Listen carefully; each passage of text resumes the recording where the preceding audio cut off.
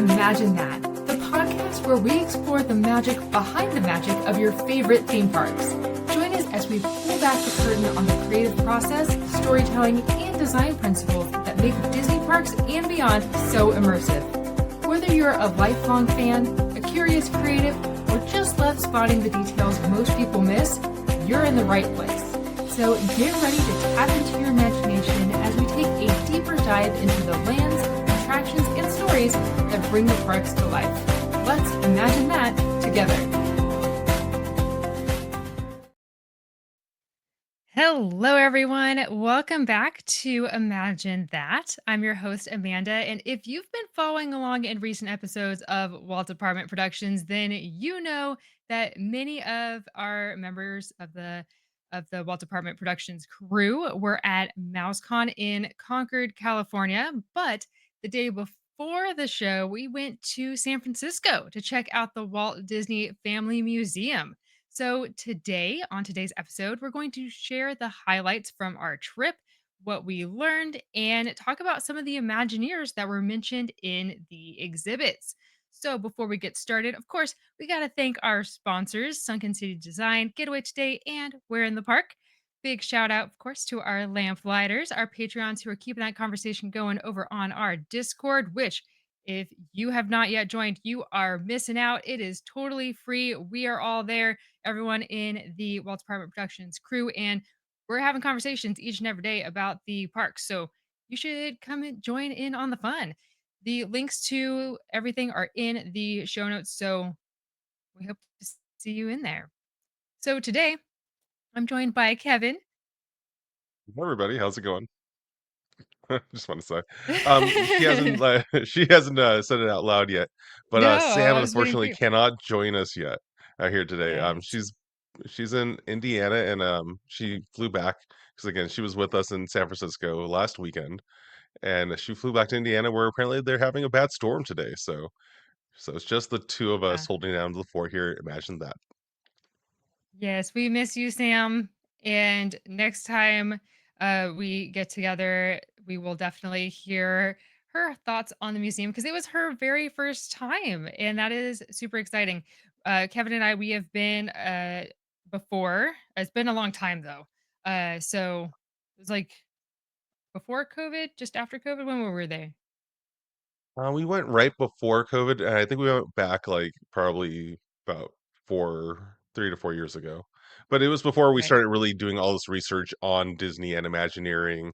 So we went there with a whole new lens, and it was definitely a lot of fun. And yeah, it was neat to see things and know so much more about what you're looking at rather than just going in there blind as we did the first two times. Where we're just like, I love Disney, and this is cool to see all this stuff, but we know so much more about all of it now that it just made it a lot more fun and a lot more interesting. Absolutely. Yeah. If you have never been yourself, we highly recommend. It is a fantastic tribute to Walt and his life, like his family's life.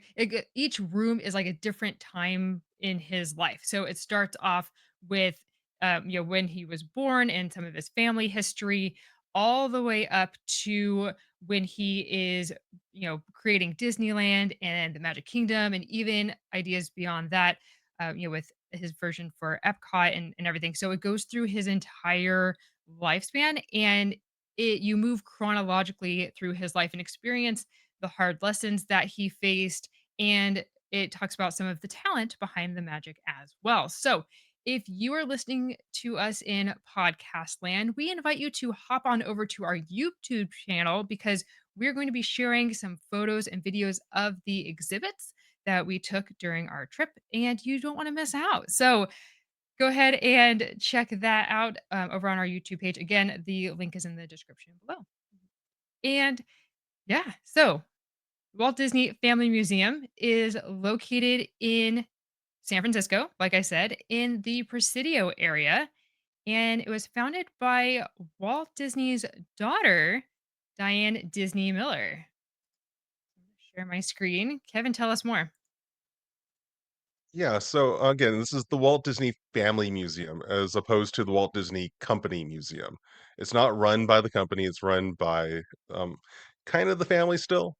Like Amanda said, it was created by Diane Disney Miller, which was Walt and Lily and's daughter, and she one of the two daughters. But she wanted to create this museum because everyone kept telling her, "Hey, you should write a book about your father, Walt Disney," and she didn't want to write a book, so she instead started this foundation, and started collecting a bunch of stuff for a museum instead. So the museum is kind of her love letter to her dad. It's essentially what it is. And she actually ran the museum. It opened on October 1st, 2009, and she ran it until she passed away on November 19th of 2013.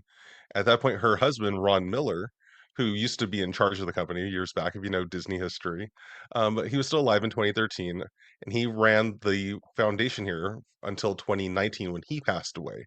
At that point, one of their 7 children, their daughter Tamara, she took over until 2023 when she passed it over to her brother, Walter Miller.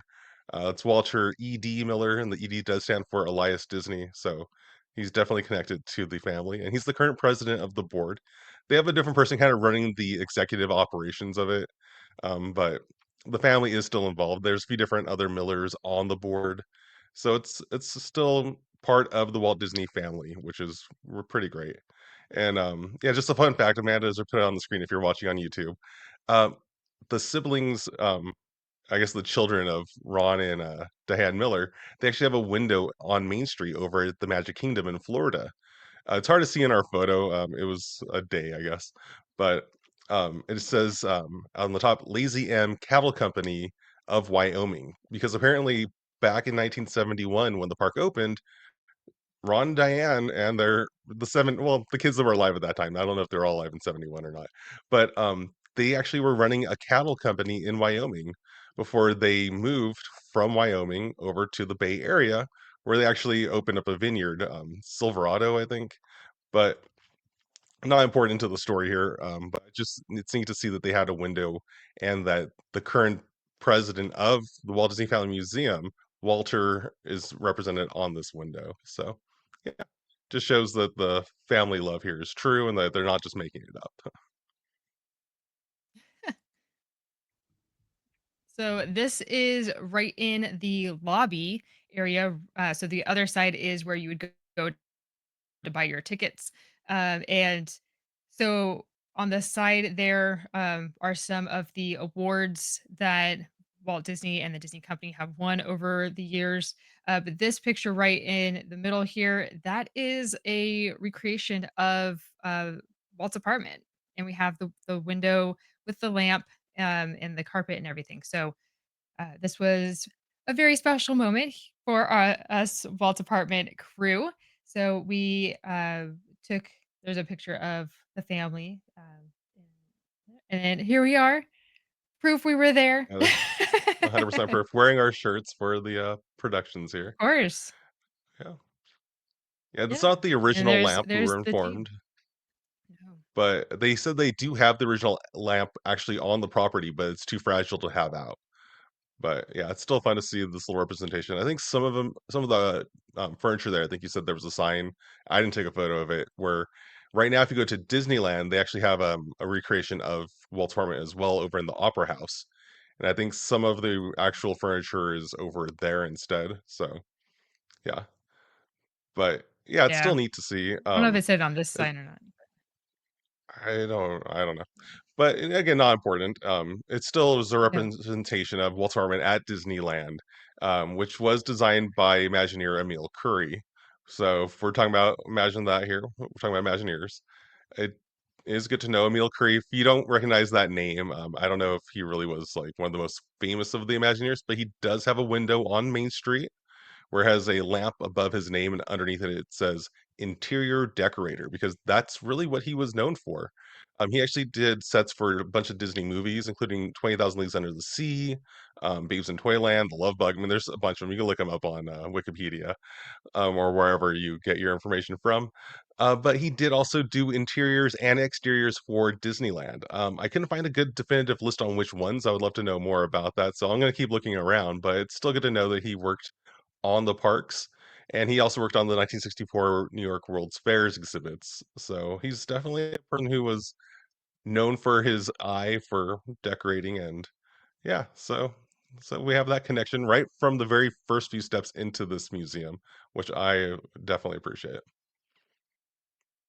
Absolutely. Like Kevin said, it was very, very exciting to go through this museum with Imagineers in mind, because a lot of times we know the what, but we don't know the who or the why sometimes. And so, uh, just to put the pieces together and really celebrate these Imagineers, we definitely walked through the spaces with renewed appreciation for sure. So, So all right. So, moving right along. So this was the Walt Department crew that were there. So of course you have Kevin, Sam, me, Amber, Sean, my mom Kim, and of course Louis Medina from Sunken City Design. so every host And that's ever been on Imagine That was yes, represented, I believe, here, right? that's right. So, Yeah, yeah, we got the whole crew. even last So week's Kim showed up, so yeah, that's good. that's right. This is a picture of the first room. It's very dark. It's from the early 1900s, and this is talking about Walt's early life. Some pictures of his early childhood, and when he went into the military. This picture here was just to the left of the vehicle we just showed. This I found to be very, very interesting. So this is of the Strasbourg clock. I'm not sure if I pronounced that right. I probably didn't. It could be Um, Strasbourg, I'm not sure. but D the just a quick Strasbourg, okay. thing for anyone yelling at the podcast right now. Walt Disney was not in the military, he joined the Red Cross in France. Alright, Oh, I'm just in case sorry. anyone's been I'm sorry. like, I "Wait a apologize. second, let me start writing my letter to I them." You can apologize. still write the letter, that's fine, we'd love to hear from you. But, No yeah, hate mail, he was please. not in the military. He tried to, but he I was too young. apologize. Yeah. That's right. That's right. But anyway, back to the Strasbourg, Okay. clock here, or Strasbourg, or whatever you wanna pronounce it as. Yes. So it says the little caption underneath that Walt discovered this clock during his duties as a driver, seeking out points of interest for visiting dignitaries. He never forgot it, and the results can be seen in the facade of It's a Small World at Disneyland. So you can absolutely see the inspiration where you have the clock and some characters around, and just the ornateness and the detail. I think really The stands very out. bottom there, it looks like maybe they do have characters that come out and, like, come out during the, Yeah, chiming. Yeah, I actually didn't notice that while we were at the yeah. museum. This part I right thought they here, were it just looks stretching, but yeah, it looks goes good. mm-mm. Yeah. So, very, very cool. I hadn't noticed that before. All right. So then we get into the next room that talks about his life after returning from France. So, Kevin, what can you tell us about this section? Um, you know, obviously, like, if you know Walt Disney's history, I mean, I don't know how much this really correlates to Imagineering, like, in the end, I guess, but he moved to Kansas City and he created, a little, like, animation company called Laugh-O-Gram. I'm not sure what it says on this, thing you have, on the screen right now. I didn't memorize that guy or read it. I That's didn't know it was okay. gonna be No, curveballs you with don't that have to one, read the whole thing. but yeah, No worries. so just the idea is that he wanted to animate. That's kind of what his passion was. If we already know the story of Walt, that's one thing that we probably all know. And yeah, it didn't go great for him in Kansas City. I don't know if again they mentioned that right away or if they surprised you with that later down in the museum because they eventually get to that point of like it wasn't a success, and that's why he ended up moving to Right. Los Angeles. And he tried again with the Alice comedies with his brother Roy, and that wasn't really a success either. But he kept going, and eventually yeah. I mean, there's more slides here. I don't want to like say all of it, but that's kind of Yes, the we have gist of the beginning. we have Oh yeah, I included Robert this image Disney's just because I love this. Ranch. Yeah. Yeah, it's a fantastic image. What are we looking at? for our That listeners. I know what it is, yeah, but yeah, there's a photo of the garage that they actually rented, Walt and his brother. I don't know if Ub also worked in there or not, Ub Iwerks, but that's where they started doing their mhm. animation was in a backyard garage, essentially. I can't even imagine what the weather was like in there. I think it's over in LA off Kingswell. Is that what this one is, or is this somewhere else? Or is this one in Orange County? I always forget. I can't read Um, the text this there. might be off Kingswell. It's cut off. It doesn't say in this Oh, okay. picture, but yeah, somewhere in Southern California for sure. Yeah. The So I heard next that it one still is exists. They do like things there yeah, every once in a while. We just haven't been yeah, to it yet. they do. One of these days. I know it's one of the few spots of Disney Yeah. history we have not been to, and it's one of the closer ones to us. Yeah. I don't know what's It's wrong always with how it us. works, It's like right? so close we miss it. Yeah. All right, Yeah. so then the next picture, I don't recall ever seeing before, and I thought this was very, very cool.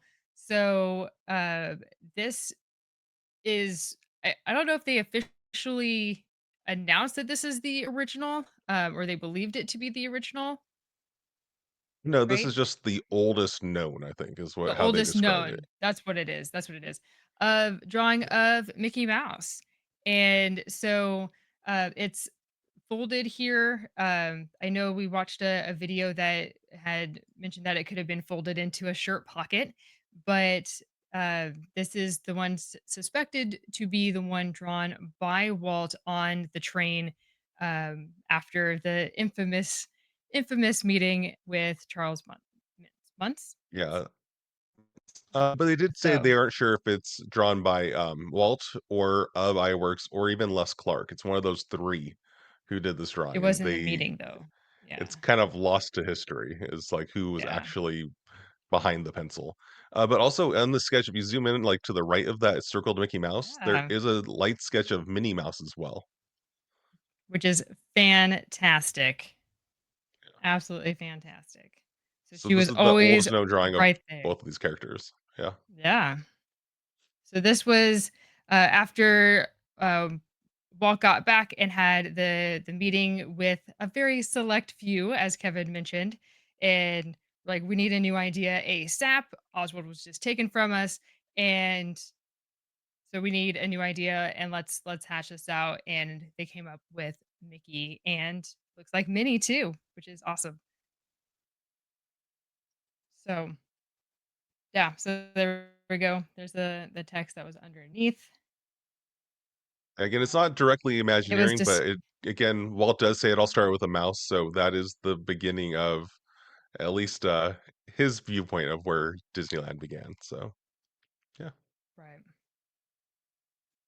Um, and I like too that it mentions um, that the pages were found in a safe over at Retlaw Enterprises, which of course is Walter backwards, and that was the family company, and um, the the it says by veteran Disney writer and Walt's brother-in-law Bill Cottrell, right?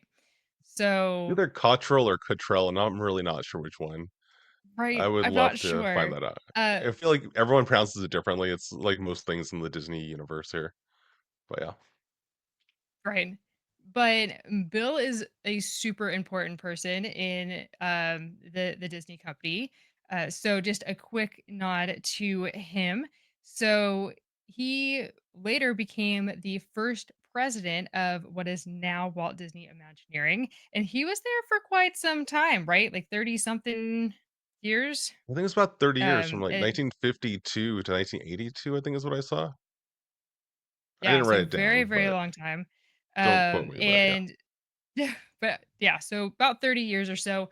And so he was very mm, very Instrumental. instrumental. I can't even say this. Um Instrumental. uh Thank you. My goodness, instrumental of how shaping Walt's dreams and into what we have today. So Bill is very much an unsung hero that we need to do a full episode on, I think. I'm not sure, did you mention that he's, Walt's brother-in-law or Yes. okay. Yeah, it's, Yep. Lillian's Yep. sister's husband. There you go. So not directly related to Walt, but through marriage. Twice. Yeah. And then in the next section, we move on to Snow White. And so there is a whole room that, or part, a big chunk of a room that is dedicated to the making of Snow White and the animation behind it, and some of the photographs and video from that time, and even clips from Walt himself describing the characters. And yeah, so it was really cool to see some of these black and white pictures that we have here on the screen as well, from the premiere of Snow White at Carthay Circle. I love that they threw in the Carthay Circle stuff because again, if you love Disney parks, you know that's it. Yes. That's in 2 of them, I believe, because you have a California Adventure as well as Disney's Hollywood Studios. Yeah. Which at Hollywood Studios, it's just a gift shop. It's really small, but it's still there, it counts. It's still there. It does I wanna say count. it's also at Absolutely. Universal Hollywood, isn't it? Like, at least something looks similar to it, but yeah, Yeah. it's, like, Yeah, but it's loosely, more it's, like, much apparent more in, loosely. Yeah, yeah. for sure. Um, in this section, there's also a video where Ward Kimball is talking, and he is talking about his contribution to Snow White, in particular, a whole scene where the seven dwarfs have a song about soup, and they are eating and enjoying this soup. And he spent months and months on animating this scene. And Walt came to him and said, "Hey, we're not going to use this scene," and it's been cut. But as Ward put it, Walt always had a way of spinning a negative moment into a positive one, and immediately said, "I have another project for you." And so you didn't have a whole lot of time to be sad that you just spent months on a project that you wasn't wasn't going to see the light of day. And Walt gave him the task of animating Jiminy Cricket for Pinocchio. So he went immediately into to that project, and we all know how that turned out. So, but of course, Ward Kimball has a connection, a lot of connections at Disneyland. Of course, you'll see his presence right away if train number 5 is at the station, because that is Ward Kimball's train. So, anything else on I Ward mean, Kimball? Because we'll do a whole nother episode on Ward Kimball yeah, in the near future. So we don't Ward want to Kimball go does come too up far into that. again. Yeah, it comes up again in the museum, so keep your Yes. ears open for that. I do also just wanna point out, if you wanna see that scene that he animated, Sped for a Run, they did release it on like, I don't think it's, like, a fully finished animation, but they do have a version of it they released on special edition DVDs. I'm sure you could find it on YouTube. So, it's not like it never saw the light of day, it just didn't back when the movie came out. Right. Right. All right. So then the next section kind of goes into the next era of Fantasia and Pinocchio, and all the movies that came out during that time period.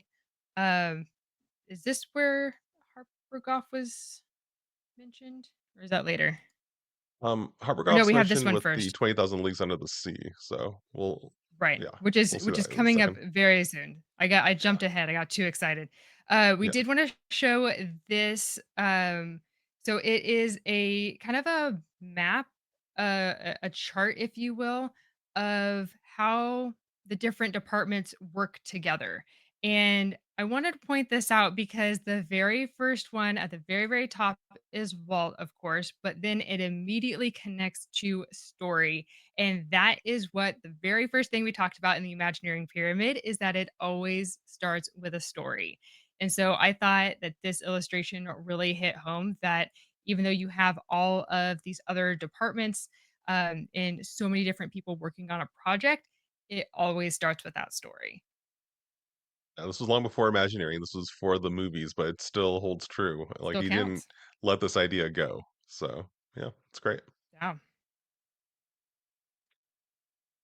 All right. And then um, we go on to the strike, which of course was a very dark time for Walt, because they weren't really striking on the company, but about him. And so it talks about, how Walt felt in these during this time, and you hear audio from him talk about these moments. And yeah, it was a very, very rough period for him, and so you really feel for just the heaviness of it, I feel. What did you think about this section? Yeah, I mean, he definitely took it personal, but I do love that the family was willing to include this in his museum because this would be an Right. easy chapter to just like leave out. I think a lot of stories about Walt would just kind of gloss over this, pretend it didn't exist, but it Mhm. did kind of shape the way he worked afterward. And it obviously led to him leaving the country for that El Grupo tour of South America. Um, yeah, so I mean, it's Yeah. interesting that they, like I said, that they included it, and I think that's really cool that they did because it explains why he went through the next steps that he went through, and yeah, Right. and I mean, Yeah, again, so they have they were picketing the studio, but they made it very personal against him. Like they saw him as the guy running it, right. and he was. So in a way, Yeah. they weren't wrong, and he wasn't wrong. It's just, yeah, it's just a time. I mean, it's the world, It's just a and it's time. how it works, right? Yeah. But yeah. Exactly. All right. And then the next is this painting. What are we looking at here, Kevin? I believe that is that a Mary Blair? Correct me if I'm We wrong. have a Mary Blair. Yes, Alright. watercolor on paper. Yeah, this was during that trip, like I was saying, where they went down to South Yeah. America. It was the goodwill trip that the government sent them on to, try to, like, prevent South America from becoming Nazis, I think is the gist of it. But the thing is if you, listen to our episode about Mary Blair, you would know that that was a pivotal moment for her because that's when she kind of got her art style. So this was kind of a transitional piece where she was still kind of doing her more realistic looks, based more on the way that her husband was doing his art. They kind of did their watercolors in similar fashions, and yeah, it was on this trip where she kind of transformed from what she was into what she became. And yeah, this was one of the ones that it looks like it's earlier. I'm guessing I didn't like memorize the whole thing. But yeah, Yeah. we have other art from her in the museum where you can really see those bright colors that we associate with Mary Blair and the geometric shapes and just a whole different look to them. Yeah, because I think these sketches were also Mary Blair, right? And they're very different than what we Mhm. associate Mhm. art with Mary Blair with. So on the screen it shows I wouldn't say Yeah. photorealistic, but it's like kind of cartoon South American families and some llamas there, I think. But again, they Mhm. don't have the Mary Blair look that we know today, but you kind of, like, feel it transforming, especially, like, that face on the far left one. For anyone listening, I apologize, it's like a round face with, like, some rosy cheeks, and yeah. So you kinda see Yeah. it, like, becoming what she's gonna end up really creating. So I love that they included this as well, because again, I don't know if it's Yeah. really the story of Walt Disney or not at this point, but it is part of his legacy, I suppose. Yeah, absolutely. And if you want to learn more about Mary Blair, then as Kevin mentioned, we did cover her on episode 36. So go back and listen to that episode. All right. So we have some other paintings here. This, these are also Mary Blair, right? I don't know if they all are, at least one of them is. I think that's why I included it just because there was They're more Mary showing Blair. them. This was actually in, like, the next room Yeah. where it showed kinda what happened after they got back from their trip and after the strike was over, and they started working on Alice in Wonderland. And, yeah, there's definitely I think the bottom left one is definitely hers. I don't know if there were other artists Yeah. involved or not, but, yeah, Yeah. Very, it very definitely cool. So has you a can see different how her, yeah, yeah, yeah. you Her art can style see definitely how evolved her after the trip. style has transformed over the years. Yeah. All right. So now we can get to Harper Goff. I jumped way ahead. I apologize. um, Yeah. so I mean, this yes, exhibit right here is there was a a little out of place as far as, like, they're in the middle of animation, that kind of veers over to 20,000 Leagues Under the Sea, just in this one, um, like, cabinet or whatever you wanna call glass display. Um, Yeah. yeah, what were you gonna say about it before I interrupted you? No, Sorry about I that. just no, no, it was kind of a juxtaposition, but it really catches your eye because I mean, each exhibit was very, very different in that it's telling a story of what's happening during this time span. So this model is just fantastic. If you again are if you're not watching us on YouTube, then you need to hop on over and check out this model because it is so cool. Um, and it's just rad. Like, look at that. Look at all the detail of the submarine. And the And art it's behind the figure behind the model is a brown line that was actually by Harper Goff. Um, and then the model, it doesn't say anywhere on here who created that model. And that really, I don't know. I don't want to say it bothers me. It doesn't really bother me. Just we did an episode about Fred Joerger, and I know that he created a model of the Nautilus, and I'm just not sure if this is one of those or if this is a different one. The text behind the model there, it does say that this was created for Joel Trenast. I suppose that's how it's pronounced. So it was a gift to him from Goff, but it doesn't say anything really about like because I guess the guy who had a background in biological oceanography and helped him to create the concepts here. But I don't know who created this actual model. yeah. So I'm just gonna say in my heart that it's Fred Jurger, but I don't have a way to confirm that. And that's the thing that we always feel in our hearts of like we need to know the who behind the what and really give them credit because yeah, we could say all day long that this is Fred Trigger, but until we know for sure, like, you know, we could be giving credit to somebody else, right? So, if you happen to know who created this or any other details that we're glossing over right now, then hop on over to our Discord and let's have a conversation about it. Share your knowledge. That's what we're all about. So, also nearby was these three looking over the multiplane camera, which was instrumental in Disney movies. Anything that has uh, different layers of background that the camera then moves through or out of. If you think of Beauty and the Beast, for example, where you're going from, or Hunchback of Notre Dame, where you're going from high above and then you zoom into the town and you get super, super granular. Those kinds of things are very like multiplane camera esque. So Yeah, I uh, believe those movies were they made have after computers took over the technique, but, the example yeah, that they had in the video was yeah, of the Beauty and the Beast one. So that's why I used that one. okay. Does this show how it works? Because I know they usually have, like Yes. the old mill or something, the scene with the windmill. That's usually what they show for Yes. these things, because like, there's, like, 2 or 3 of these on exhibit in different places. There's one at the Walt Disney Studios, which I think might be a miniature version of this, and I can't remember where we saw another one of these.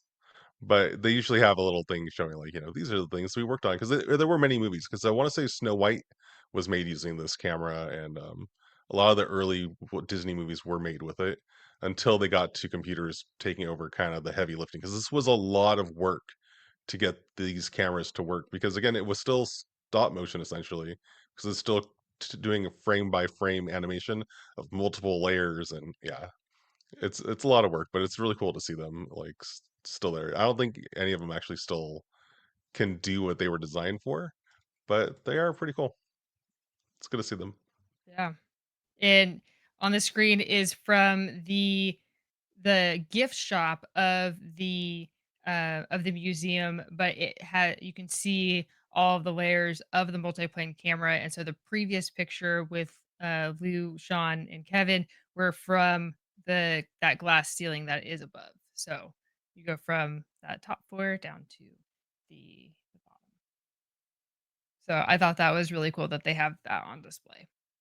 So all right, so moving right along, we got a can of chili with beans. Why is this important? It's not, but I liked it just It because, if is. you go over if you go to actually, there's been events. We went to, D23's, like, 10th anniversary of D23 on the studios, and they had Walt's chili as a item that you can try there. And I know over at the Carnation, what's the name of that restaurant over on Main Street? I can't remember it Carnation right now. Cafe. Carnation Cafe? Alright, it's that easy, alright. Yeah. You can actually get Walt's chili still today, um, but that's because Walt loved chili, and he actually liked a combination of these 2 cans. These are recreations of the cans, they said, but still that brand of Hormel and Gebert's? I'm not sure how to pronounce that. But he would get a can of each of those and combine them, and that would be his dinner many nights, apparently. And it became kind of a famous thing about Yeah. Walt, and you can find it in the parks today. So I thought, hey, that's pretty cool. Again, not really Imagineering, but Imagineers or whoever's in charge of choosing food for the parks has tied into that. I don't think they use either of these cans because I don't think either of these brands still exist. Maybe Hormel does. Do they? I don't shop the I chili aisle don't that often. So yeah. yeah. But I did like they have the boxes of lemon flavored Jello. They have a picture of Walt, with the dog in front of the fridge, and then also some handwritten notes about Walt Disney's favorites. And so we have the gamut, the Jello with all flavors with pieces of fruit was included in there, and so I just thought it just brings in that human element. It's Walt is not just a name, not just a brand, but he's an actual person. And so to know these little details about him were really, really cool. Yeah, I also think it's interesting because, like I was saying before, like most people just talk about Walton always eating chili, but they have other items here that I was able to read before Yeah. you zoomed out of it right I'm now. sorry. I'm here. Oh no, because there's like roast chicken on this list and roast lamb. I mean, there's stuff that we're still eating today, but there are some oddballs on here, like the spam and eggs with biscuits and honey. I don't know if that's considered a dinner item back then or not. But then there's also oyster stew with crackers and cheese, which I still can't comprehend how that meal works as a Yeah, meal. But yeah, so it's just fun. I there mean, it it's also a is. different era, a different time. And yeah.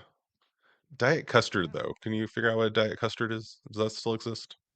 I don't know what that means. I do Did they not have know what that sugar-free back means. then? I don't know. Yeah.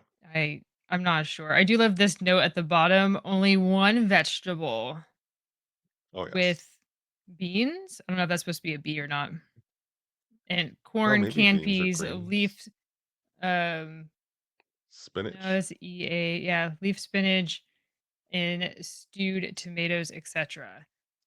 But I love that. Just only one vegetable. Don't get extravagant with it.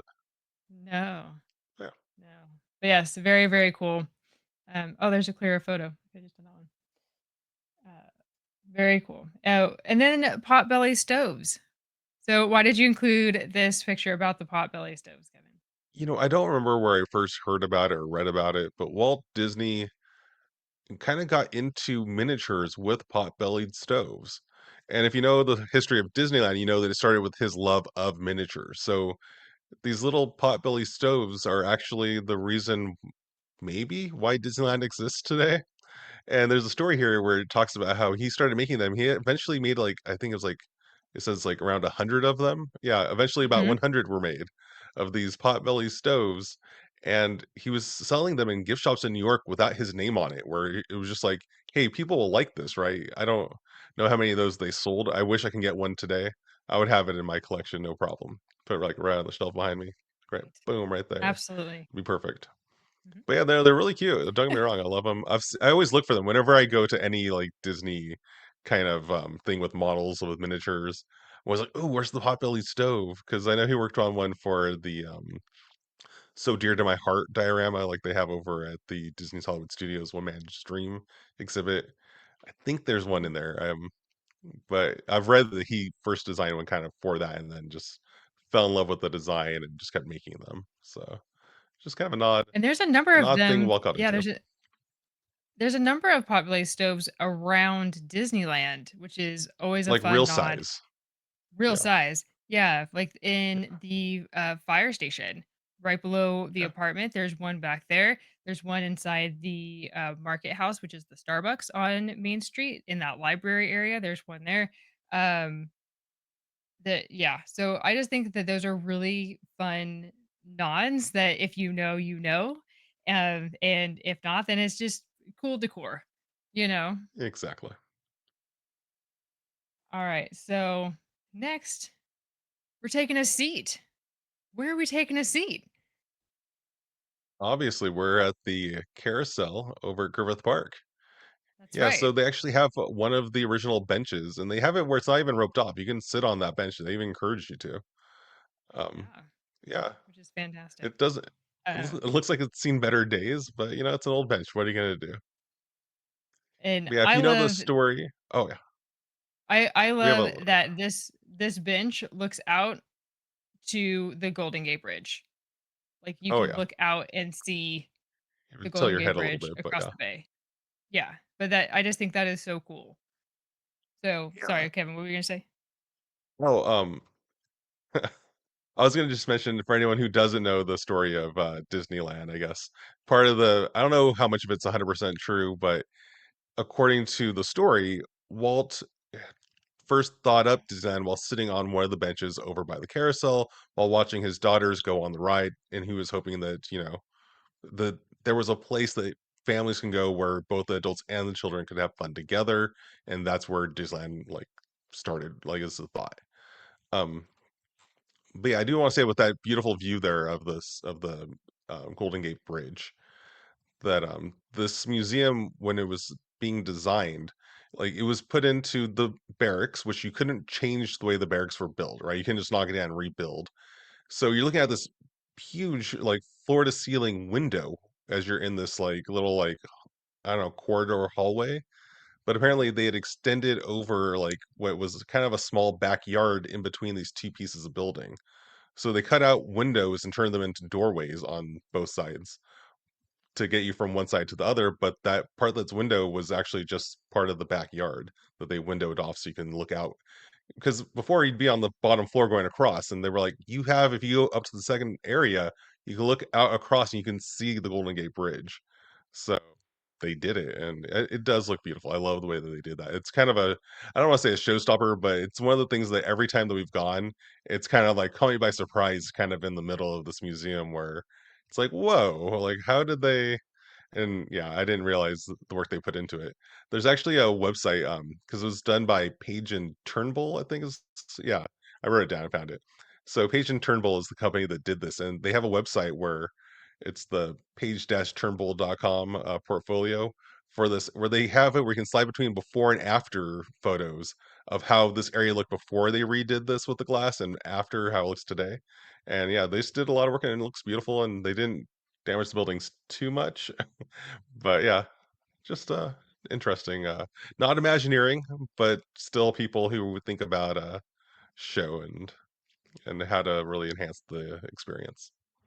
Yeah, absolutely. And I do think that this is a big transition piece because this walkway, the previous room was about the miniatures, right? Like we were talking about the potbelly stove. There was a bunch of other miniatures in this small section. And then you have this little walkway, not little. It's a good sized walkway. We were looking out onto the bay.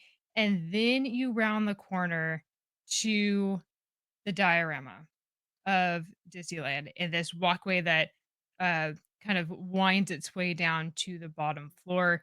And so I think that walkway is kind of a moment of reset and recenter of like, okay, you just learned all about Walt Disney and his life leading up to this point. A lot of people are there for Disneyland and we haven't even gotten there yet. And now this room is where we learn about how Disneyland came to be, essentially. So, it yeah, I think it's a pulling back the curtain, um, and the show is about to begin, kind of a thing. So Yeah, for that sure. that was really cool. Yeah, definitely intentionally designed. Yes. So the first part that we have is, of course, a train because it all starts with a train. Um, And so I love this section that they have about the train, about the 1948 Railroad Fair. And we've talked about it on this show a number of times that quite a few Imagineers also had a love of miniatures and also had a love for trains. So it was inevitable that trains were going to be at the very, very front of this Disneyland park. And yeah, it's just fantastic. We have pictures back here of the train that was in Walt's backyard, uh, being ridden on by quite a few people. I think they had some videos and stuff playing as well. I mean, this train is that train. I mean, this is the Lily Bell of the Carrollwood This is Pacific it. Railroad. Like So, so many people have yeah. sat right there. I think very few people sat right there. But Right. yeah, it's one of those things where in different parks you actually have recreations of this. And they usually have a little plaque underneath it saying the original is located at the Walt Disney Family Museum in San Francisco. So when you turn around this corner and you see that, it's like, oh whoa, hey, it's the actual one. There it So it is. is amazing that they have the full train on exhibit. I'm sure it's been touched up over the years because it looks like it's brand new. It's just beautiful. Yeah, I think it might have been, restored, a little bit, but it is stunning, and that is the very first thing that you see right to the left as you enter into this room, and so we have, some information, of the railroad fair, uh, and some direct quotes from Ward Kimball, as we alluded to earlier. Told you to show up again. Yeah. You did, you mentioned it. Um So let's see. What else do we have here? We have a model of the track as it went around the house, which was very, very cool. Because I think a lot of us have maybe seen the home footage of Disney going around in the track, but to see kind of just how extensive this track was and to envision this in your own backyard, like that's just crazy. That's just crazy. I could understand why Lillian was like, what are you doing?" Not in I my think it's rose garden. absolutely brilliant. What are you talking about? That is so rude to say this is crazy. I'm building one No, tomorrow. It's gonna be great. I'm talking about just the I'm size, teasing. the sheer size of Oh, it and yeah. how it goes underground, and it's It going wrapped around all the entire around. house, yeah. It does.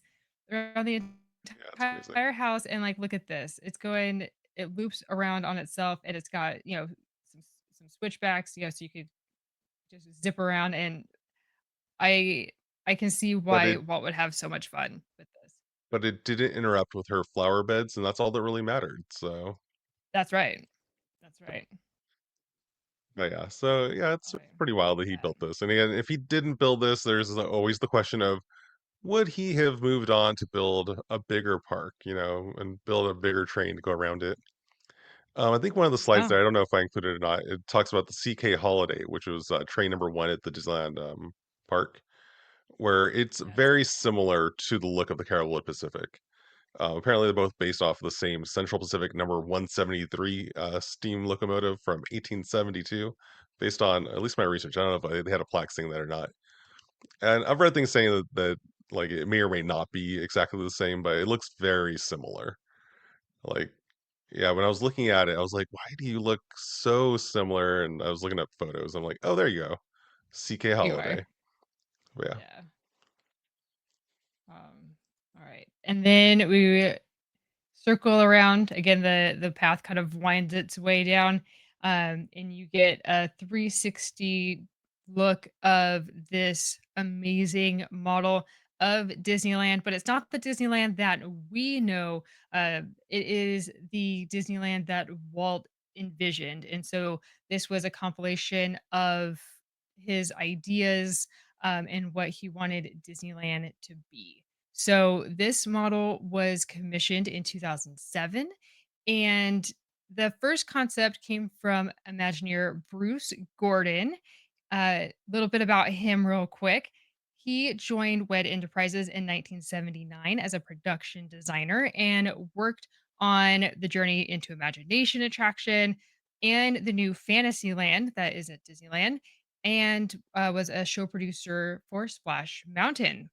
And he was instrumental, I can say it now, instrumental in the exhibits of the Walt Disney Family Museum. Pretty much from the start, he was a show producer, a story consultant, and creative consultant, a video editor. Like he did so much and was just beloved by the family. So Bruce Gordon was he his impact was everywhere in this museum. Um, but there's a great picture of him on the Walt Disney Family Museum website with kind of the blueprint for this model and how excited he is in sharing the vision that he had with the other people in the meeting. And so very cool.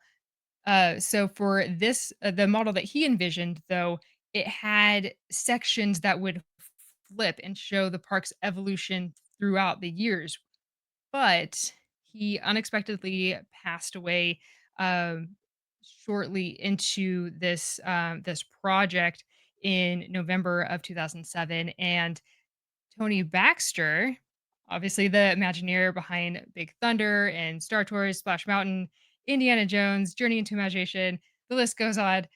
He took over this project and turned it into this fun map style model that we see here today. So there is different parts of the park that light up. The lights kind of dim and focus on a specific section. There's kinetics everywhere. We have the teacups and Dumbo is spinning around. We have the hitchhiking ghosts at the haunted mansion that are lit up. Pirates of the Caribbean is there. Some of these things Walt did not see in his lifetime, but he was instrumental in the ideas and the concepts and the vision for it. So I thought it was really cool that they incorporated that. Um, Yeah. and then yeah, go ahead, Kevin. Yeah, I mean, it's definitely not to scale also, they make Right. that pretty clear. Like Amanda said, Yeah. it's not Disneyland that ever really existed.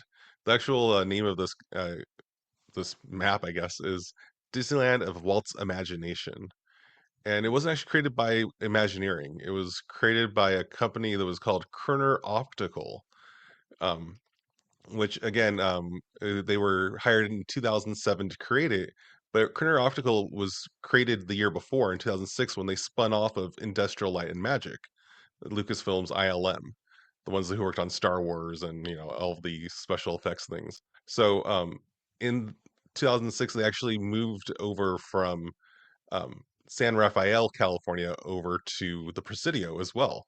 Ironically, I guess, because the department that was working over in the Presidio, which is, I looked it up, it's like a 13-minute walk from the museum. That's just the digital side of Lucasfilm.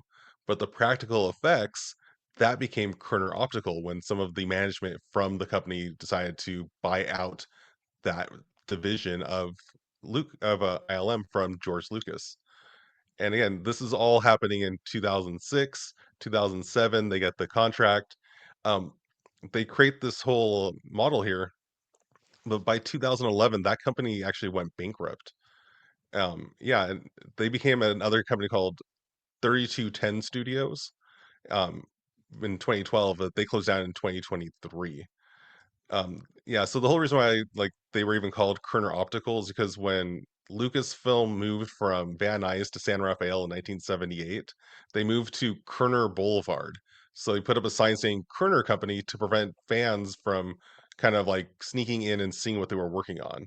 So it was a fake sign to kind of just ward off anyone, all the looky-loos, I guess. And 3210 is actually just the other part of that address because they were located at 3210 Kerner Boulevard. So just kind of a funny nod to like how that could be worked. But yeah, so yeah, I don't know what they're up to now, the people who worked on this beautiful model, but it was a very short time that they existed. And also like Disney didn't buy Lucasfilm until a few years later. I can't remember. I had it written down, I thought, but I don't have it anymore. But it was after this was built. So it wasn't like this was a division of the Disney company at this point. So it's just kind of an interesting way the world works, I guess, that they ended up going with ILM employees to create a thing about Disney a few years before Disney ended up buying Lucasfilm. Yeah. That is pretty cool. Um, what are the chances of that? I did find in researching for this episode an article at the Walt Disney Family Museum website that was talking about the creation of this model and how guests that were there for Disneyland's 56th birthday and they went to the museum to celebrate. Uh, they were treated to a presentation of the model by Carol Bauman, that she was Kerner Optical's model supervisor. And during that presentation, she offered a few fun facts about the model that I wanted to share with you, our listeners. So, the team started with Frontierland and worked counterclockwise, finishing with Tomorrowland. The Rivers of America here, I'm going to zoom in. Rivers of America is made from shower door plexiglass painted blue over green to create some depth. The pirate cannon, seen here, um, in the Pirates of the Caribbean scene, is the one actually used in the second Pirates movie. So this was a model from that movie. Every flag on the model flies east, matching Disneyland's real life ocean breeze. Storybook Land has miniatures within the miniatures, which is always a fun touch. Sleeping Beauty Castle is the only structure built by Walt Disney Imagineering and not Kerner Optical. But again, I don't think any of the things said who it was, but we have an idea. Maybe it could have been um, Fred Joerger as well. Maybe like from I his don't know if model, he was still alive when this was being worked on. but it could have been the model that he had Could have been from, based on that, sure. yeah. It's But kind of again, small though, the we one they don't have know. here. We do not know. There's 2 more, fun facts. We have 2 hidden Walts. There are no hidden Mickeys except, like, this Flora Mickey is not a hidden Mickey. There's no hidden Mickeys in this diorama, but there are 2 hidden Walts. One walking with his daughter Diane behind the castle, and one riding with her in a red Atopia car. So that is super cute. And then in the very, very, very back here, as we mentioned earlier, we have the orange grove representing the land before Disneyland was built. So very, very cool. Lots of attention to detail, and it's just awesome. You could be here in this room for hours and just take it all in. It's fantastic. So, and then I had one just down the street. We have this picture. Um, Says from left to right, Fred Joerger, Wathel Rogers, and Walt with Storybook Land models, November 1955. Just a fantastic shot, I think, of the three of them um, and their love of miniatures. And we have covered both of them in past episodes of Imagine That as well. So just for covering everybody. We're Right. going down the line. I love it. I love So that it's November too, because it just shows it like how is. quickly they started moving on to fixing that attraction. Because when it first opened, it was just like canal boats of the world or something, not the Storybook Land canal boats that we know today. So Mhm. yeah, they acted fast. Right. And for those taking note, Fred Joerger was episode 39 and Waith Rogers was episode 38. So you can listen to them back to back if you have not already. So, um, and then getting into Wed Imagineering in the 1953 Disneyland proposal. And then there's the Herb Ryman quote, which we also covered his legacy in depth in our second episode of Imagine That. So gotta go back and listen to that one as well. Yeah, if And you haven't then listened to it, I mean, he's famous for creating the he is first drawing of Disneyland, like, the first one that they brought to the bankers to really fund it, I guess. So, right. after, Marvin Davis, but before Sam McKim, I guess. Yeah. But yeah, so it's the big one that's kind of famous for being the one that sold Disney as a park. Yeah. And then we have some things from opening day. We have the Disneyland News, the first issue of a newsletter for Disneyland employees. So Just a this is picture of it, super but it's still cool. very neat to see. Yes, I wanna say that's the one created by Marty Sklar. I Correct me was if I'm gonna wrong on this. say Yeah. because that's what he was first hired to do, right? Was the for the newspaper. Yeah, I think so. It's interesting because it says it was for a part or for employees, but then the bottom right, Yeah. you could subscribe to it, so I don't really know Yeah, how that works. that's a good question. I'm not sure. So if you know, definitely let us know. It says 10 cents per copy too. It wasn't just given Yeah, out. so they're Official selling it publication, to Disneyland, the California. yeah, so I can't imagine them selling that just to the employees. I feel like this was Right. actually in the parks. But again, not to correct them because I don't know. I'm just guessing on this one. Anyway, Yeah. And then we have a few pictures of Ratatopia car. Look at that. Oh, I love this picture. Walt, Diane, and her son Christopher in an Atopia car. Love yeah, the that. interesting thing about this is if you zoom in on that license plate of this car, it actually That's says Chris. Chris on it because it was a gift for their first grandson, whose name is Chris Miller. So it wasn't a car that was actually part of the track.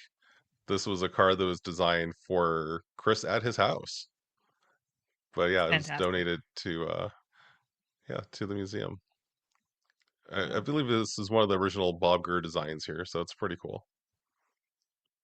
The That funny is thing is really that in the cool. photo that they have on the for with the Walt Disney in it, it does say Disneyland. Right Mhm. there is the license plate. But on the attraction poster in the same spot, it says Autopia. So we have three different things showing up, but it's just kind of fun.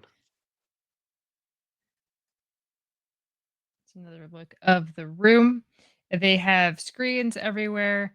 It's where the projection cameras are at the top there. I don't know if that just works like at certain And then we times have or because it wasn't really doing what it's supposed to do while I was in there at least.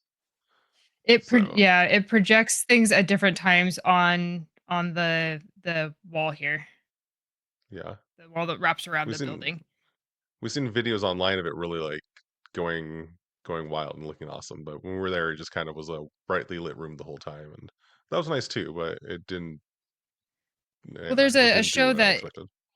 yeah, there's a show that repeats every I don't know how frequently, but because it zooms in on different parts of the diorama, it is focusing Okay, on different things, and then I think the show happens at a certain time, maybe at like the top of the hour or something. I'm not sure. okay, But I know in should the have hung out past we've longer. seen it.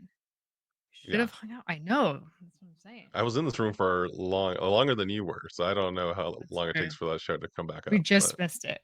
yeah, yeah, okay, that makes sense. All right. So in this photo, we have Bruce Bushman concept drawing for Fantasyland. Um, while standing in Fantasyland. Um, here we go. Zoom in. So there's Walt standing in the flower beds. Hasn't been fully laid out yet, but it's spelling out storybook land. Um, and it's just fantastic to see these drawings of Main Street and some of the models. Um, yeah, that they're really playing with scale and yeah, here down here. So we definitely did not spend as much time as we needed to in this room because there was just so much um Disney history and artifacts that uh, we hadn't really absorbed, like we hadn't really stopped and fully appreciated. Go back to that Bushman concept art on the top left there. Yeah, do you have a bigger Yeah, it's picture of that? definitely. Oh yeah, we have another one. There's definitely stuff in this that we did not get. Um, No. there's a Ferris wheel in here, and I know he designed a lot of like different elements that he like made individual images of. I want to say if you look at this, you can kind of tell that the boat is coming out of Monstro's mouth. So I heard this supposed Mhm. to like the original design for this was like it was gonna have a splash ending, kind of like Splash Mountain, where you go down a drop and it would yeah, you splash out of Monstro's mouth instead of the way it is today, where you slowly go into the mouth. But yeah, it's definitely not what we ended up getting. It was definitely not what we got when the park first opened in 1955 either. There's kind of No. some elements of New Fantasyland with the building design kind of on the top right there. But yeah, yeah, I don't even know about that big statue that's in the middle. It's kind of Yeah, like I'm not sure. it's like a clown or something, I guess. It looks like a clown, but I'm not sure who that would be. Yeah, I don't know. I know that they had an idea for Dumbo being in this. I mean, it's Dumbo, right? Actually, I can't tell it's Dumbo or Center? Duck Bumps. I don't know. Yeah. Yeah, So I'm this not isn't the sure. Fantasyland that we got. This was just one concept that, I'm sure there were many other ideas that were pitched. But it's fun that they include that as just kind of just showing like how blue the sky was, I suppose. Mhm. And then we have this piece. Kevin, Yes. talk to us about why you included this one. I just love that they hadn't really figured out when the park was opening. So this right here is Mhm. actually it's how's this label? It's like a layout, yeah, layout for Disneyland opening billboard from 1955. And if you look at it closely, the date on it, it says Disneyland opens July 19th. So we all celebrate July 17th now as the opening day of Disneyland. But I know that during Walt Disney's lifetime, he saw July 18th as the opening day for Disneyland. I don't know if anyone thinks July 19th is the opening day. So I don't know when things got moved around, but it kind of shows like how they're kind of, making it up as they were going along. So yeah, just very I don't know. It could just be that whoever made this got the date wrong. I don't know. It doesn't throw anyone under the bus. It doesn't have anyone's name on it as far as they put this or any explanation for why the date is wrong. But yeah, just interesting. But I would love to know what is the significance of the 19th? Um, you know, is that an intentional date or is it an actual typo, It could have been the date that they were planning to open it. I really don't know. Maybe they thought they Yeah, needed 2 more days after the right? because like on the 17th it wasn't like the opening day of the park because it was the press preview essentially of the park. Like, we have other Preview day. parks, like, Epic Universe opened this year, and they had a month of the park pre-opening before it actually opened, and then they had the press preview day, and then they had the grand opening, it wasn't all the same thing like this, so, again, it was a brand new concept, they were figuring things out. I was just looking up July 1955, uh, the 17th was a Sunday, so the 18th was a Monday, and then 19th was a Tuesday. So maybe they had at the time, maybe they were planning to not be open on Monday. I really don't know. So I don't know. very interesting. Interesting.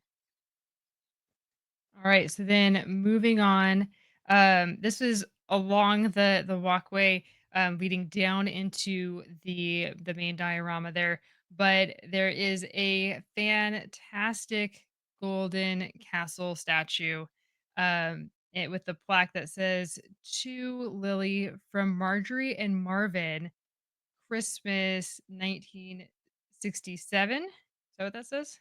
Yeah. So we should point out, on our episode about Fred Joerger, we actually talked about the statue, or not statue, but I guess a sculpture, I guess, this model of the Hmm. castle because you can see this from the other side. This angle that we have on the screen, if you're watching us on YouTube, is actually from the back side, which it was hard to get because it's in this bubble that's up on a raised walkway. So I was up there on my tiptoes with my camera up over my head, taking this photo to try to figure out what that little plaque says. Because on the other side, it just says, it's designed by Marvin Davis, sculpture by Fred Joerger. original model of Sleeping Beauty Castle. I don't know if this was the original model of Sleeping Beauty Castle or if this was an original model of Sleeping Beauty Castle. Because again, I was trying to figure out when we were talking about this model on the episode, was I can't tell if the top part comes off or if the other side of it looks the way that it looks when you look at it front on in the park. Because it wasn't like the front of it when you're walking by it on the actual walkway looks a lot like the back side of the castle in the park. This site also kind of looks like the back side of the castle, so I'm not really sure because there's the story about how the top half was removable and it was turned around. It was like, hey, look, this would look better, and then Walt saw it and he agreed. And yeah, so I actually don't know what the full story is now after seeing the other side of the sky. So it's possible, but yeah, but it's just gonna see that it was actually a gift to Lily Disney from Marjorie and Marvin. That Marvin is that Marvin Davis who designed the castle. Um, yeah, for Disney. He it was actually one of the original designers of the layout of the map. Like I said before Herb Ryman designed the map, you have the Marvin Davis models, and the Marjorie was his, so it all checks out. It all works out. Long story long. Yeah, Yes. And then we have a site schematic for Walt Disney World, drawing in 1956. And so this was Walt's vision for the project, and it is so great. We have uh the this flowery shape in the middle would be the his version of Epcot, and then we would have the Magic Kingdom in here as well. We have an area for golf over here that's penciled in on the right. So just some of his ideas that he had for what Walt Disney World would be. So I thought this was really cool. We have park and hotels up here with the lake, um, convention facilities, camps and motels. So he was really planning things out and in how this could work out. So it kind of gives you an insider's look into what he was thinking during this time, yeah, including and the that flower airport with right here with the airport. the kind of like flower petal design, like it was part of the original Epcot design, the actual experimental prototype community of tomorrow. And we have another slide in here that actually shows like the one that was famous that went on TV. That yeah, so it's with Walt in front of it. It's the same kind of concept of you have the center is the city, then you have the little areas outside that are kind of like the suburbs of that. And that's what I believe he was representing in that little sketch was this Yeah, more detailed drawing. Yeah. yeah, But the and then one to the actually right right of behind it is that. the same thing. Yeah. Right, exactly. But Yeah. then so we go from that concept rough sketch to a more detailed one of that same plan, where you can see a little bit more. We have Epcot and the flowery pattern and industrial park right below that, and the different corridors and connection points to the theme park, which would be up here in the top left. Bay Lake, some residential municipalities. So again, very well thought out in into how to utilize this space. So I just thought that was so cool to see that from in comparison to what we got actually have in Florida, that it could have been like this. It's all pretty cool. So Yeah, we have yeah. a more zoomed in photo of that little sidebar. If you wanted to pull that one up. Do we? Oh, we do. Yeah. Yeah. So I was trying again, to see you if can they actually spin. like yeah, I want to see if they actually put the word monorail on here or not because it looks like there's a monorail connecting the theme Yeah, parks here, to Epcot. right there, monorail. This red line There right you here would go. be the monorail that goes all the way around It does the say it. park. Perfect. Yeah, that's awesome. Yep, yep, and it So has they the were station consistent as right in the far as middle. placement here. Yep, so very cool, and it would go all throughout the different areas. One day visitor parking way down here. So very cool. And down at the bottom's kinda like where we have Hollywood Studios too, so Mhm. it's kinda funny. They use the space, that's for sure. Yeah. A picture of Walt walking the Florida property, which I just can't even imagine. Just all of this land and just the visionary that he was and his team to put this all together. Yeah, I love that we have this photo to prove that he was there. I know a lot of, Yeah. Disneyland kind of, fans who are not I don't know if I wanna say they aren't fans of Disney World, but it's one of those things that a lot of people, like, use as the mic drop of, like, "Well, Walt walked through our park, that's why it's better."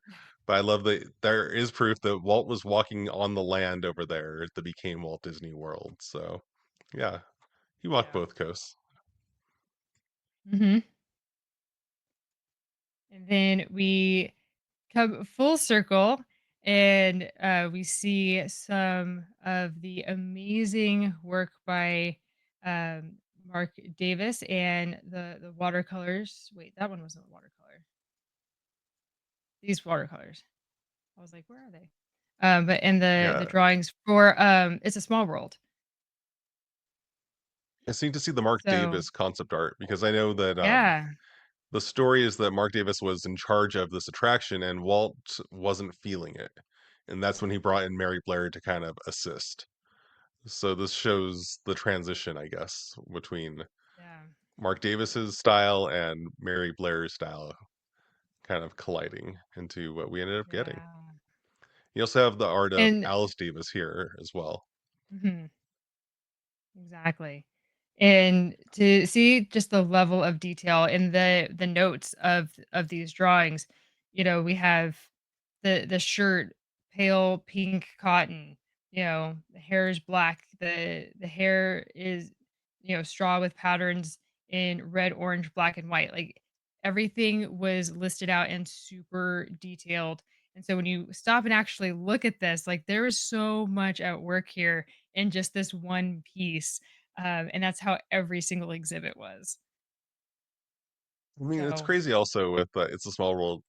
If you know the story behind It's a Small World, you know it was a very short turnaround where mhm, like Walt just kind of was like, "Wait, you can't turn down an offer from PepsiCo and UNICEF to make a ride.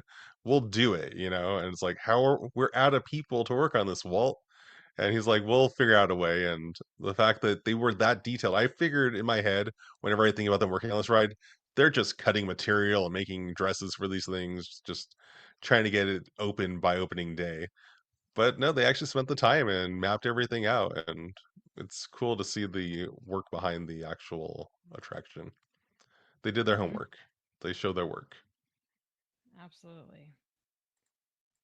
All right, and then moving on to another project that was at the World's Fair, which was Lincoln.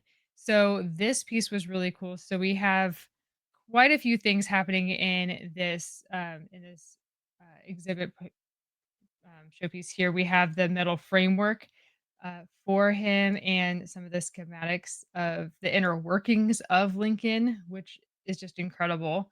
Just the ingenuity and I think it feat said both doing those that, were actually donated by Bob Gurr too. which is awesome. Thanks, Bob Gurr. Um, Right. we Yeah, have courtesy of the Bob Gurr is what it says on the little sign in front of it yeah. for the blueprint and the mechanical torso. So I'm There not you sure how go. Bob Gurr took the Yeah, mechanical torso home, but good for him I'm not and being able sure. to donate it to the museum. Yeah. Then we have a bust of Lincoln and some pictures here, and then some um, different They're Sam uh, Kim Sam storyboards Kim over storyboard. here. Thank you. Yeah, storyboard paintings for the pre-show. Yeah. So very very cool. There's some close up of the storyboard.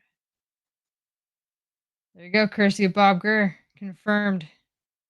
I'm not making these things up. And Yeah, and other people, we have Don Artworks contributing the a gift Lincoln of. head. Yeah. So thank you all for your contribution. And of course, Blaine Yeah, the Gibson, which we spoke about also on the show. So his the bust that he has here, absolutely fantastic. what's the difference between the Lincoln head and the Blaine Gibson bust? Where's the Lincoln head? These guys, okay. Oh, so it's the photos. Got it. Yeah, Got it. It doesn't say photos on the sign. So I was like, when I read Lincoln head and Lincoln bust, those are both the same thing in my mind. So I was trying to figure out how that worked out. That makes more sense. thanks the picture. Yeah, no, that sculpture is amazing. So, yeah, Blaine Gibson Yeah, was definitely one of the best sculptors in the world, and we're very lucky that we have his work still to show in the parks. I think he's most famous for the absolutely. partner statue. If you're familiar with the parks, it's like the Walt and Mickey standing in front of the statue, in front of the castle. That guy. Yeah. He's done the other statues too, right? Didn't he do Roy and Minnie's statue on the bench? I think he may have done that And one. That might be the only other one though. He didn't do the new one over at the California Adventure. That was somebody else. then we move on to Walt's final projects. So this is when we all got our tissues ready because we knew what was coming next. Um, but this section had some of the final moments that he worked on, um, and some video, which was just very very touching to see Walt in the last few months of his life, and a full account from Diane herself of um, the days leading up to and including um, when Walt passed. Yeah. So Yeah, I didn't realize that he was working on the Jungle Book when he passed away. Um, so that was news to me. I knew he was working on Mineral King. There was supposed to be a resort up in the Sierras here in California that was never created. It may have been if he would have survived, but it did not come to be. But he was working on the California Institute of the Arts, Cal Arts, which mhm. definitely is a thing still today. And yeah, one of the other movies he was working on was The Happiest Millionaire, which I thought was interesting because I've never seen this movie. They might make me watch it on a future episode of the live It'll show, be your next uh, one. right? But we were actually on our first Disney cruise over on the Disney Magic, and over by their movie theater, they actually have concept art from this movie on the walls. And I want to say that during one of the tours of the ship that we took, they actually pointed out to us that this was the last live action movie that Walt Disney was working on. And yeah, Mhm. so this confirms that that claim. I did not know Yeah, for this year. I did not Yeah. know either. Right. So yes, very very cool that they had this part. And then at the final room, which wait, we have a video. Hang on, it's a little out of order.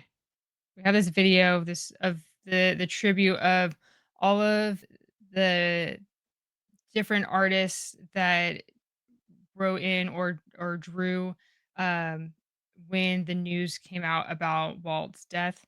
And so it was just a moment of reflection for the world and paying tribute to him and his contribution. So um, yeah, it playing, which we you don't have the audio, but playing throughout is people like on the news announcing his death or over the radio announcing that he has passed away. So that was very touching. It's a deeply moving So room, and it is sad, but yeah, it's also kind of beautiful to see how much love the world mhm, had for this man. Um, right. in the amount of respect that was really paid to him from all over the place, like especially like the different animation studios. The fact that they would kind of give up on like today we have all these rivalries and stuff between different studios, but they're like, hey, here we appreciate all that you've done for the art form.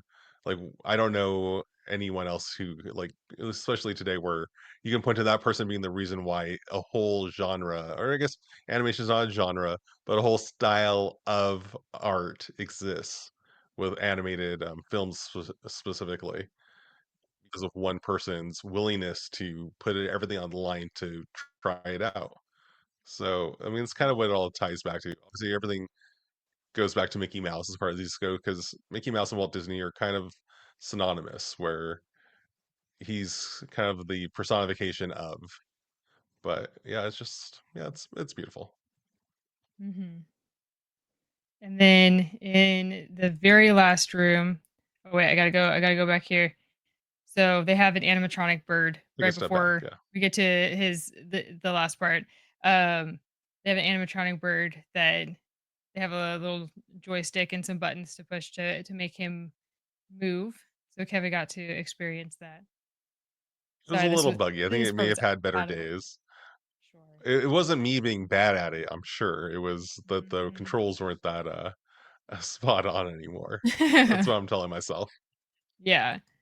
And there's this fantastic bust of Walt as well, which was very Yeah, I touching. think that was actually technically at the beginning of the museum, but I went back there after the end, like right Yeah, before the ticket area.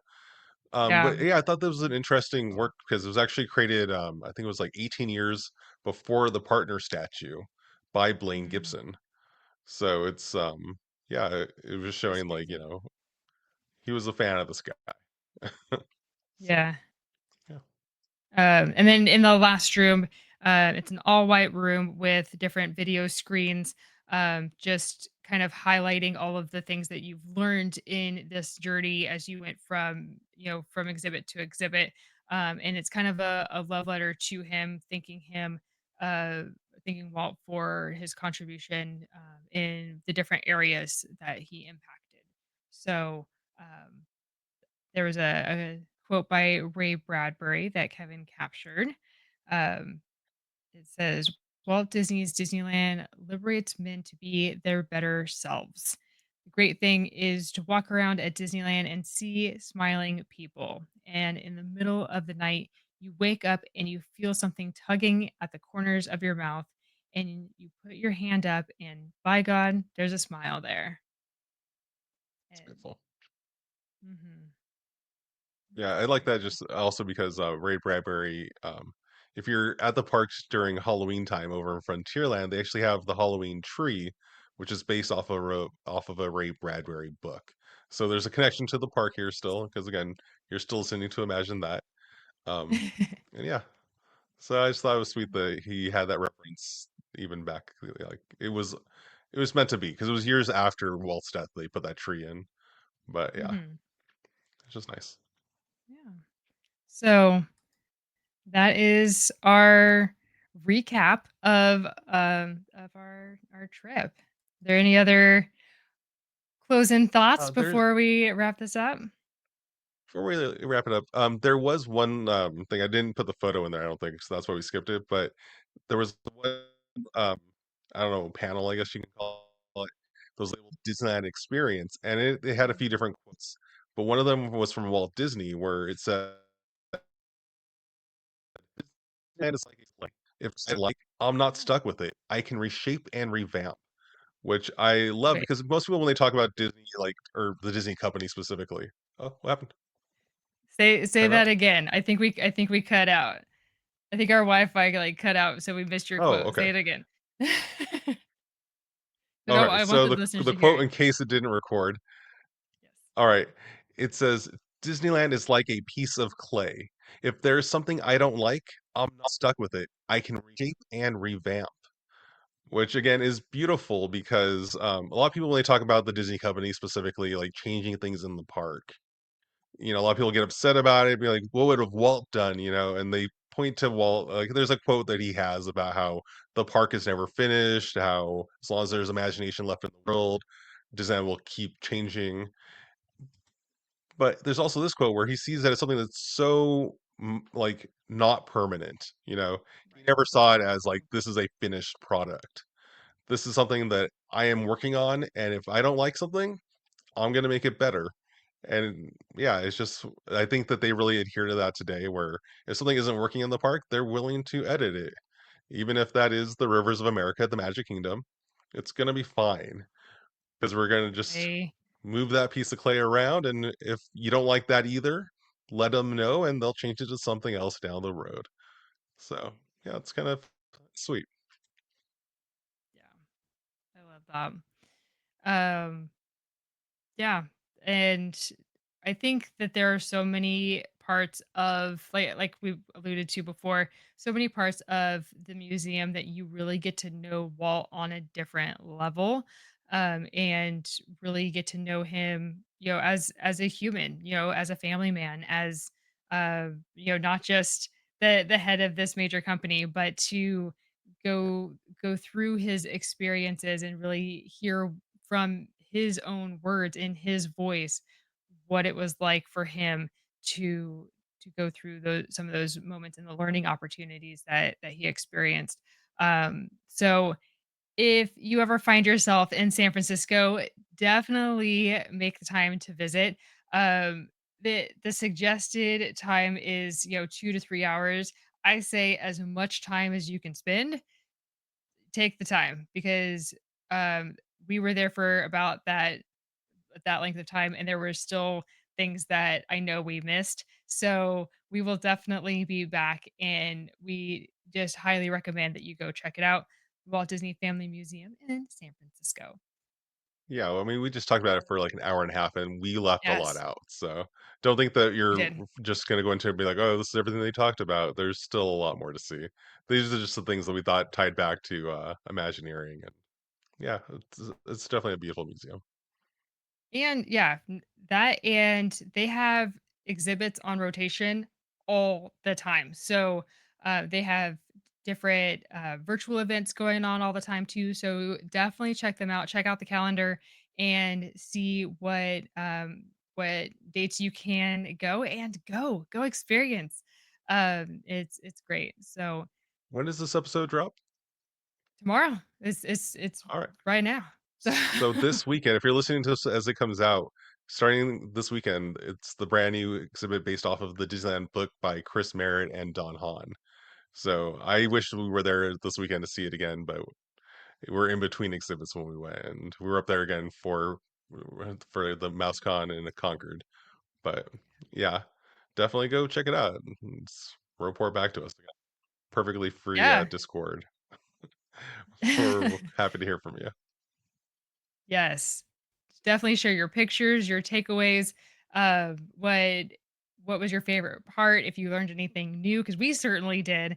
Uh, we learned something new each and every time we go. So, but yeah. So with that, if you have enjoyed this episode, please scroll down on your podcast player and give us a 5-star rating. If you have an extra minute to leave a written review or share it out with another armchair Imagineer, that would be fantastic. It just takes, just 2 seconds, and it tells Apple, Spotify, and all the other players that we're doing something awesome. And yeah, it helps get out the channel to more people. If you're checking us out on YouTube, which I hope you have, because we just shared a ton of pictures and video, and it's really good to see you. Don't forget to like and subscribe so you never miss an episode. And of course, be sure to check out our amazing sponsors, which I apologize for not doing any ad breaks during this hour and a half.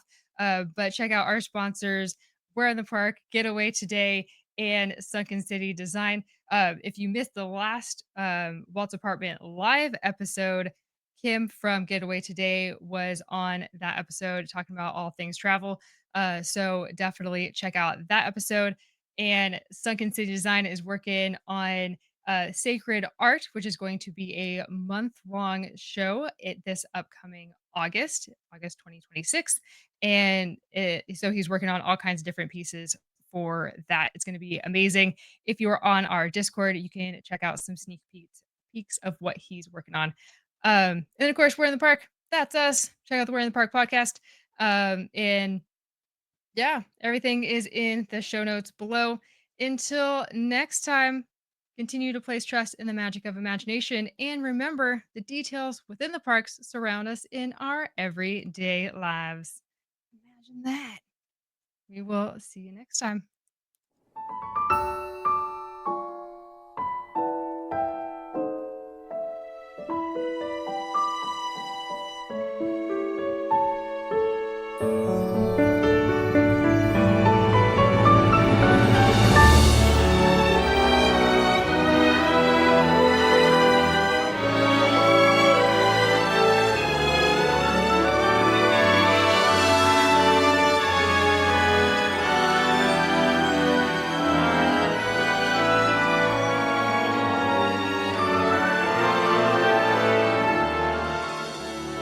To all who come to this happy place, welcome. Disneyland is your land. Here age relives fond memories of the past, and here youth may savor the challenge and promise of the future. Disneyland is dedicated to the ideals, the dreams, and the hard facts that have created America, with the hope that it will be a source of joy and inspiration to all the world.